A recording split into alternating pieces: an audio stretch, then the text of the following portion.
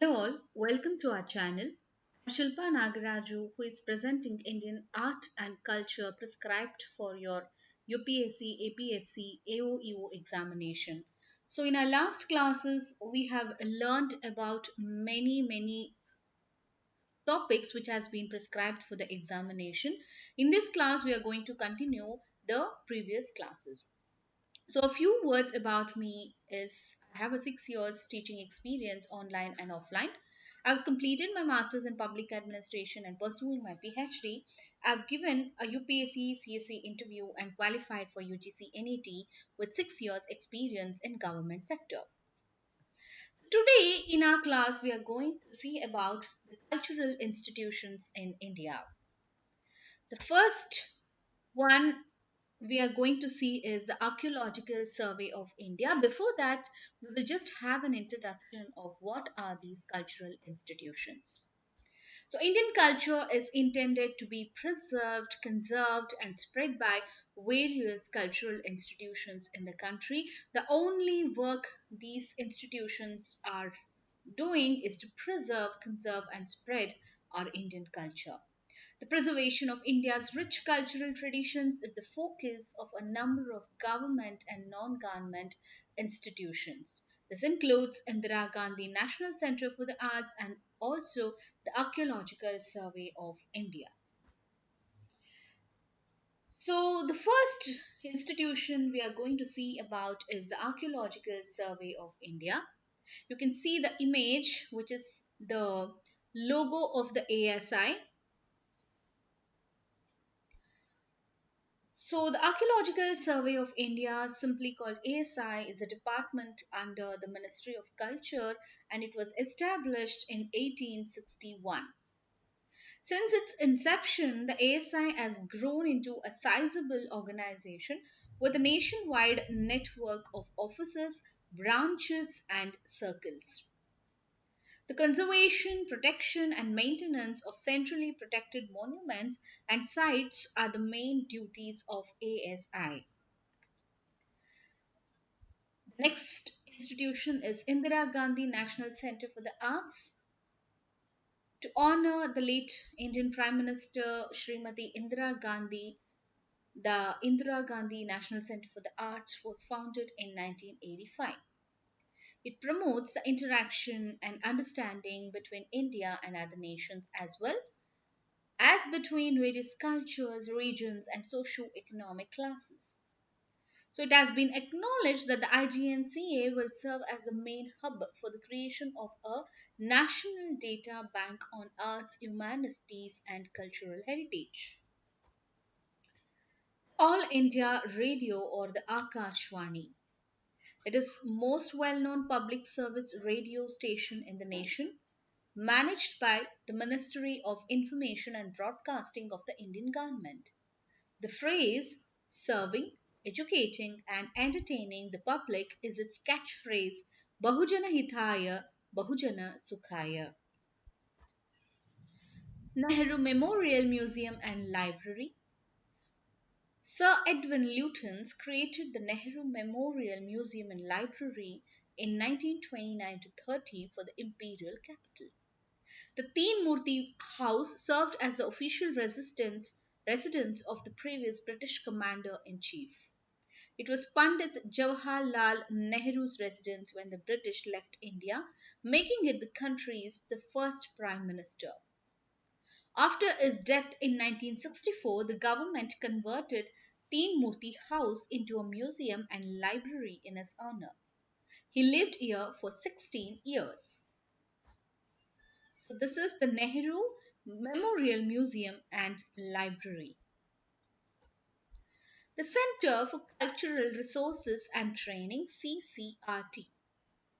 सांस्कृतिक स्रोत एवं प्रशिक्षण केंद्र. The Ministry of Culture has established the Center for Cultural Resources and Training CCRT to bring together education and culture. It was established in 1979 at the request of Srimati Kamala Devi Chattopadhyaya and Dr. Kapila Vatsyayan. Despite being an independent organization, the government has mandated that CCRT strengthens the foundation of the country by giving culture and education a purpose.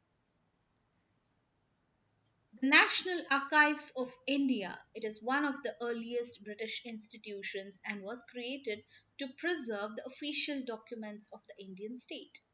In the erstwhile British city of Calcutta, Professor G. W. Forrest established the archive. It is also referred to as the Imperial Records Department in 1891, which is now in Kolkata. The Indian Council for Cultural Relations, Bharatiya Samskritika Sambandh Parishad. Under the direction of the Ministry of Culture, the Indian Council for Cultural Relations was established to implement initiatives that advance Indian culture internationally. Maulana Abul Kalam Azad, who firmly believed in forging cultural ties with many nations and civilizations, formed ICCR in 1950. The Indian Council of Historical Research. The Society's Registration Act was passed in 1972. This led to the establishment of the Indian Council of Historical Research ICHR. The University Grants Commission provides financing to the self supporting organization UGC. It was created to advance and safeguard Indian history.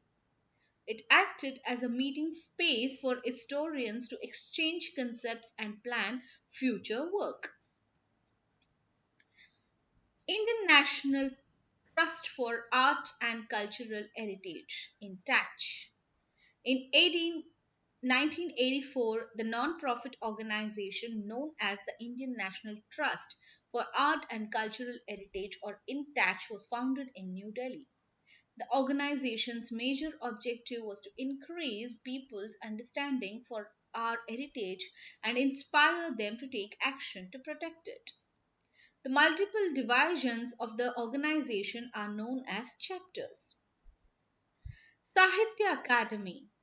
The Indian government established the Sahitya Academy or National Academy of Letters in 1954.